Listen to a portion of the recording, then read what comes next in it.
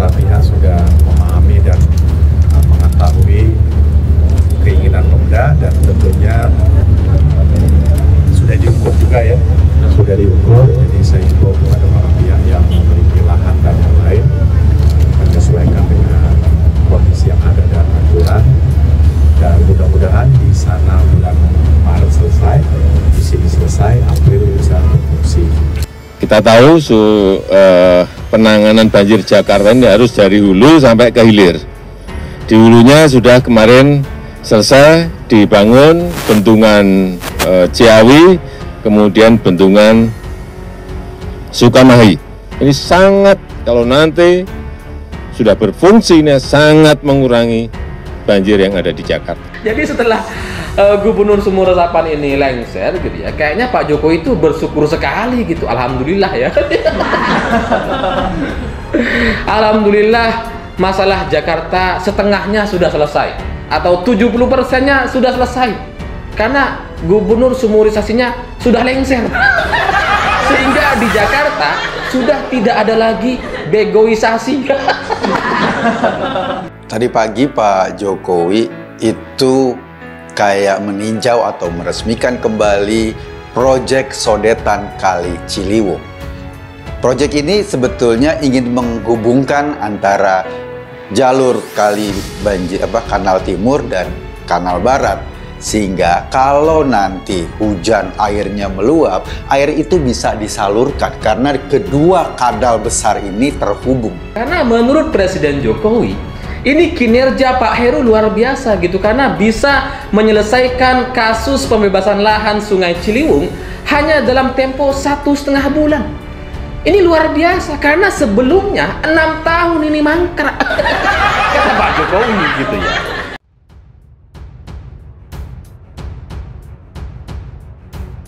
Gubernur Heru mereskan proyek Sodetan Ciliwung yang mangkrak, Nasdem berkat anggaran era Anies. Anggota DPD DKI Jakarta Hasari Basri Umar dari Partai Nasdem menyebut proyek Sodetan Ciliwung ke Kanal Banjir Timur merupakan hasil kesepakatan penganggaran di akhir kepemimpinan Gubernur Anies Baswedan.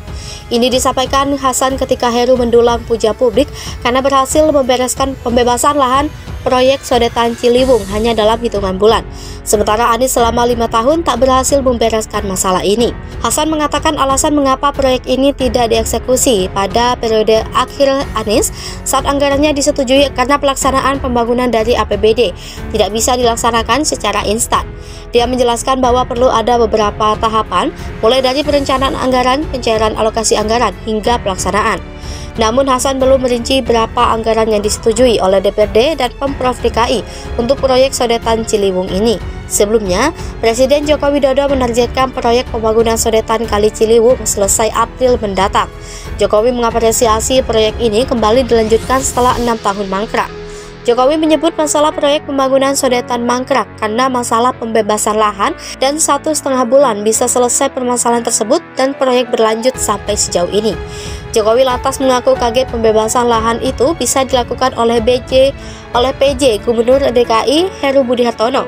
Dia menyebut tidak mengetahui pendekatan apa yang dilakukan Heru hingga pembebasan lahan bisa dilakukan. Dengan adanya Sodetan Ciliwung, diyakini bahwa banjir Jakarta akan lebih mudah dikendalikan.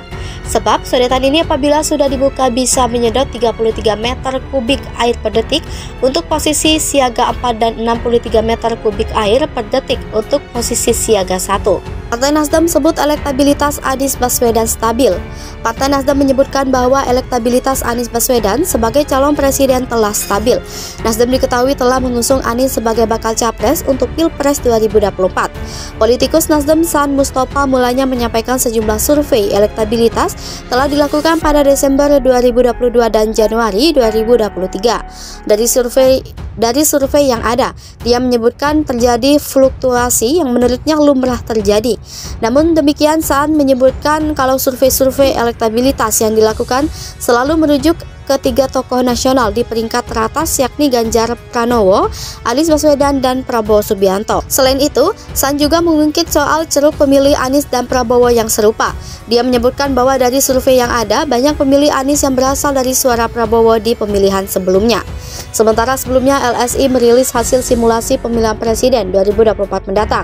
Pada simulasi 3 nama, Gubernur Jawa Tengah Ganjar Pranowo menempati posisi teratas unggul dengan 36,3%. Ganjar Pranowo unggul dari kedua nama lain yaitu Prabowo Subianto dan Anies Baswedan yang persentasenya saling kejar. Pada simulasi 3 nama di urutan kedua ditempati Anies yang mendapat dukungan sebesar 24,2%, sementara Prabowo memperoleh 23,2%. Pada simulasi 10 nama lagi-lagi Ganjar Pranowo unggul cukup jauh dari kandidat lainnya dengan perolehan dukungan 29,2%. Dalam simulasi ini, Prabowo menempati posisi kedua dengan dukungan suara sebesar 19,4%, Anies mendapat 16,5%, Ridwan Kamil meraih 8,7%, Sandiaga memperoleh 3,4%, AHY mendapat 1,9%, dan Erick Thohir meraih 1,6%. Kiamat baru ancam Eropa. Kekhawatiran akan pasokan gas di Eropa membuat harga gas dan batu bara melambung. Harga batu bara sahkan sudah menguat selama 10 hari beruntun. Penguatan selama 10 hari beruntun adalah rekor baru sepanjang tahun ini. Pada perdagangan Kamis 30 September 2022, harga batu bara kontrak Januari di pasar ICE Newcastle tercatat 389 per ton. Harga batu bara menguat 4,15% dibandingkan hari sebelumnya. Dengan penguatan kemarin, maka harga batu bara tidak pernah di zona merah sejak 16 November 2022. Batu bara menanjak naik dalam 10 hari perdagangan terakhir. Kenaikan selama 10 hari beruntun ini belum pernah terjadi sepanjang tahun ini. Rekor sebelumnya adalah menguat selama 9 hari dan terjadi pada 30 Juni sampai 12 Juli 2022. Selama 10 hari penguatan terakhir, harga pasir hitam sudah melambung 20,8%. Dalam 2 tahun terakhir, harga batu bara juga hanya pernah naik 10 hari beruntun selama 3 periode, yakni pertengahan September dan Desember 2021 serta November 2022. Penguatan kemarin juga mendekatkan pasir hitam kembali ke level 400 US per ton. Dalam sepekan, harga batu bara sudah melonjak 9,24% dengan point to point. Dalam bulan terakhir, harga batu bara juga melesat 9,25% dan dalam setahun masih melesat 173,65%. Penguatan batu bara kemarin ditopang oleh pergerakan harga gas dalam Eropa. Kekhawatiran mengenai pasokan gas, suhu yang akan lebih dingin pada Desember, serta kenaikan penggunaan listrik membuat harga gas melambung. Lonjakan harga gas ikut mengerek batu bara karena batu bara adalah sumber energi alternatif. Harga gas alam dalam UE TTF melonjak 14,3% kemarin ke 146,40 euro per megawatt sampai jam. Harga tersebut adalah yang tertinggi sejak pertengahan Oktober 2022. Pasokan gas di Eropa rata-rata dilaporkan berada di 93,6% pada Senin pekan ini, 28 September 2022, turun dibandingkan hari sebelumnya yakni 93,3%. Pasokan gas diperkirakan akan menipis dengan cepat karena suhu yang lebih tinggi. Padahal, Eropa dihadapkan pada persoalan besar dalam mencukupi pasokan gasnya. Ruker menambahkan persoalan gas bukanlah untuk mencukupi pasokan tahun ini, tetapi untuk tahun depan.